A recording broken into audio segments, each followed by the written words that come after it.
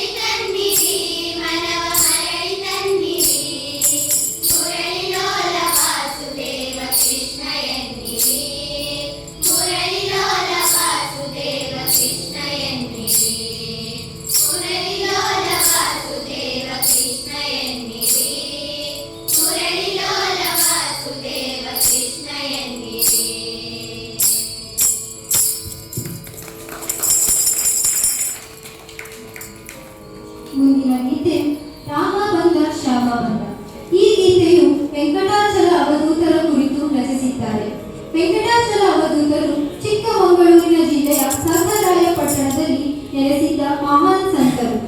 ಅವರು ಆಧ್ಯಾತ್ಮಿಕ ಮಾರ್ಗದಲ್ಲಿ ಉನ್ನತ ಸಾಧನೆಯನ್ನು ಮಾಡಿದವರು.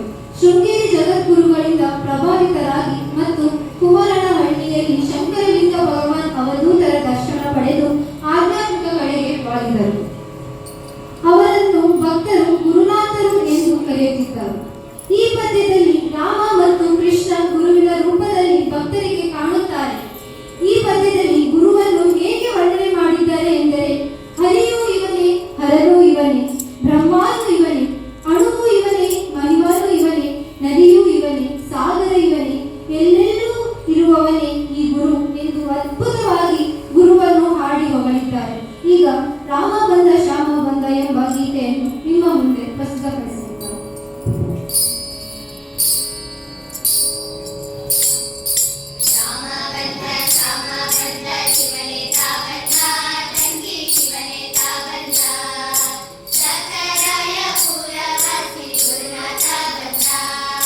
ಭಕ್ತರ ಕಷ್ಟ ಕಳೆಯೋ ಅವನು ತಾ ಬಂದ.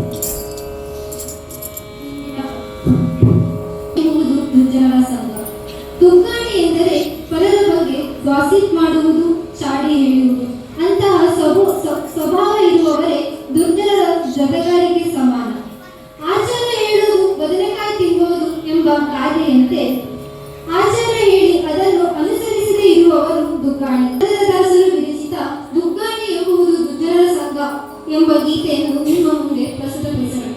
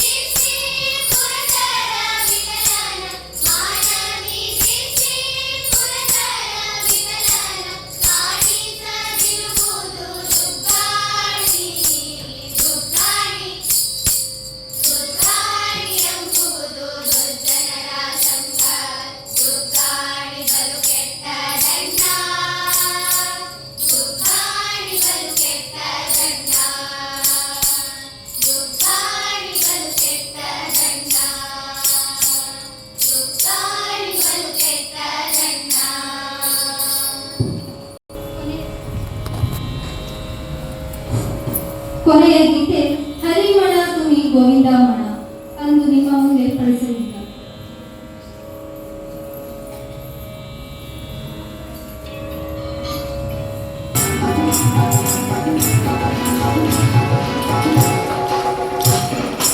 Hare Krishna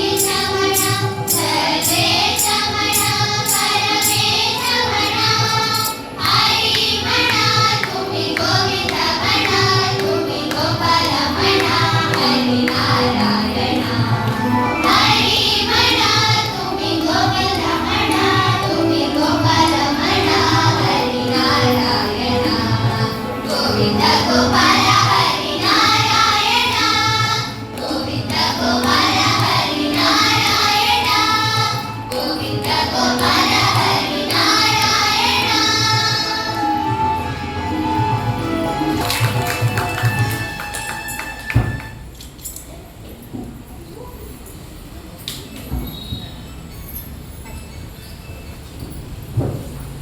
ಇಲ್ಲಿಯವರೆಗೂ ಗಾಯನ ಸೇವೆ ಮಾಡಲು ಅನುವು ಮಾಡಿಕೊಟ್ಟ ತಮ್ಮೆಲ್ಲರಿಗೂ ಹೃತ್ಪೂರ್ವಕವಾದ ಧನ್ಯವಾದಗಳನ್ನು ತಿಳಿಸುತ್ತಾ ಮಾತಾಜಿಯವರ ಪಾದ ಕಮಲಗಳಿಗೆ ನಮಸ್ಕರಿಸುತ್ತಾ ಮುಂದಿನ ಗಮಕ ಕಾರ್ಯಕ್ರಮಕ್ಕೆ ಅನುವು ಮಾಡಿಕೊಡುತ್ತಿದ್ದೇವೆ.